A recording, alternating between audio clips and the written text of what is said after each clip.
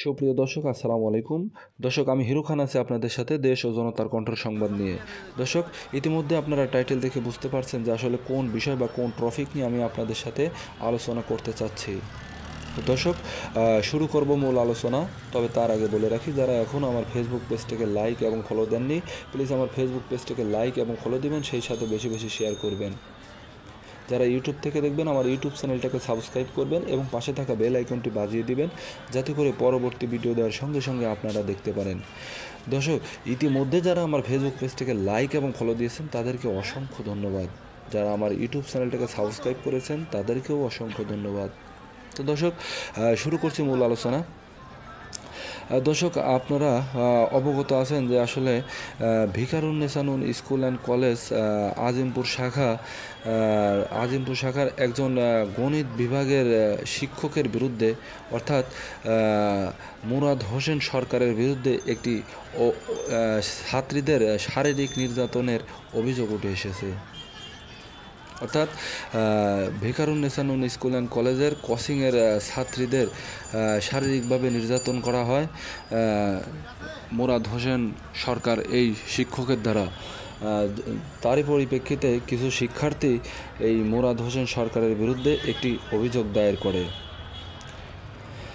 এরই পরিপ্রেক্ষিতে গত 7ই ফেব্রুয়ারি শিক্ষার্থীদের অভিভাবকরা কলেজে এই শিক্ষকের বিরুদ্ধে অভিযোগ দায়ের করে। পরবর্তীতে একজন শিক্ষার্থীর বাবা লালবাগ থানায় এই শিক্ষকের বিরুদ্ধে মামলা দায়ের করে।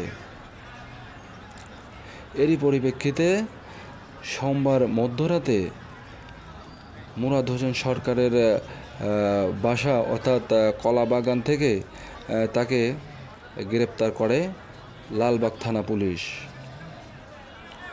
পরে মঙ্গলবারে মুরাদ হোসেন সরকারকে আদালতে প্রেরণ করে লালবাগ থানা পুলিশ এবং 7 দিনের রিমান্ড আবেদন করা হয়। পরে ঢাকা মুখ্য মহানগর হাকিম আদালত শুনানি শেষে 2 দিনের রিমান্ড মঞ্জুর করে। তো দর্শক, যেখানে শিক্ষক হলো মানুষ গড়ার কারিগর, যেখানে শিক্ষাই জাতির মেরুদণ্ড। দর্শক, আপনারা জানেন যে আসলে শিক্ষার্থীরা কিন্তু শিক্ষকের কাছ থেকেই শিখে। অর্থাৎ আমরাও শিক্ষক দ্বারাই আজ শিক্ষিত হয়েছি, বা আজকের সমাজ শিক্ষক দ্বারাই কিন্তু শিক্ষা লাভ করে। দর্শক, যেখানে কিনা শিক্ষার জন্য শিক্ষার্থীরা শিক্ষকের কাছে যায়, সেখানেই কিন্তু দেখা যাচ্ছে শিক্ষক যখন রক্ষক হয়ে ভক্ষক হচ্ছে। তাহলে কোথায় আজকে আমাদের নিরাপদ, কোথায় আজকে আমাদের মেয়েরা দর্শক কার কাছে নিরাপদে থাকবে, কার কাছ থেকে শিখবে? যেখানে এই ধরনের শিক্ষক ছাত্রীদেরকে শারীরিকভাবে নির্যাতন করছে, তাদের গায়ে হাত দিয়ে তাদেরকে নির্যাতন করছে। দর্শক, এটা মোটেও কাম্য নয়। আর এই বিষয়টা কতটুকু আপনাদের চোখে পড়ার মতো, অবশ্যই আপনারা আমার ভিডিওর কমেন্টের মাধ্যমে জানাবেন।